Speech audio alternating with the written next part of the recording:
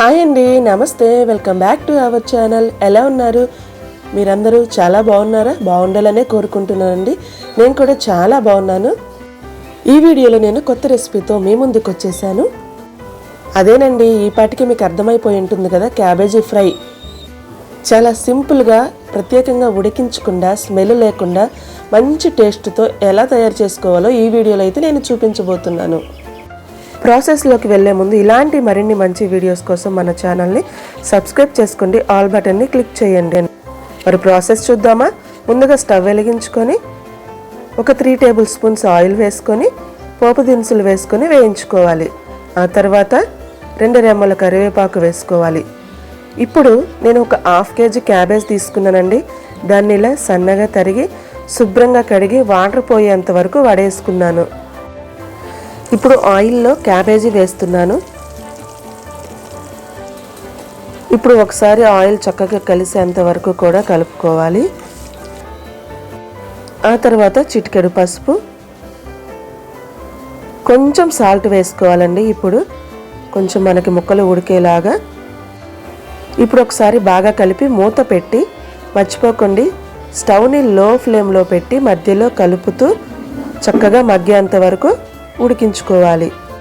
ఇప్పుడు కారం రెడీ చేసుకుందామండి. చిన్న జార్ తీసుకొని ఒక 2 టేబుల్ స్పూన్స్ నువ్వులు, 1 స్పూన్ శనగపప్పు,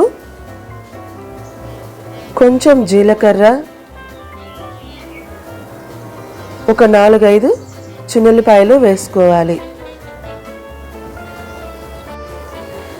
ఈ కర్రీలో మనకి కర్రీ స్మెల్ రాకుండా కాపాడేది ఇదేనండి. దీని పేరు ఏంటో మీకు ఎవరికైనా తెలిస్తే కామెంట్ సెక్షన్లో కామెంట్ చేయండి. ఇది 1 స్పూన్ వరకు తీసుకోండి.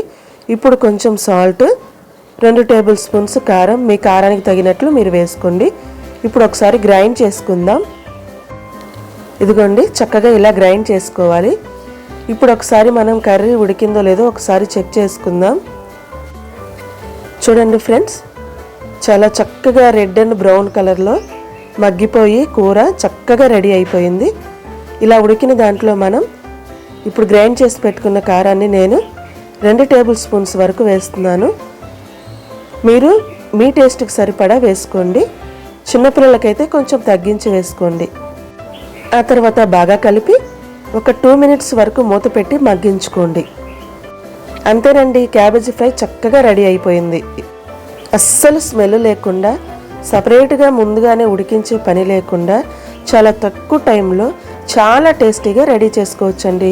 చూసారుగా ఫ్రెండ్స్, ఇలాంటి మరిన్ని వీడియోస్ కోసం మన ఛానల్ అయితే తప్పకుండా సబ్స్క్రైబ్ చేసుకోండి, లైక్ చేయండి, షేర్ చేయండి.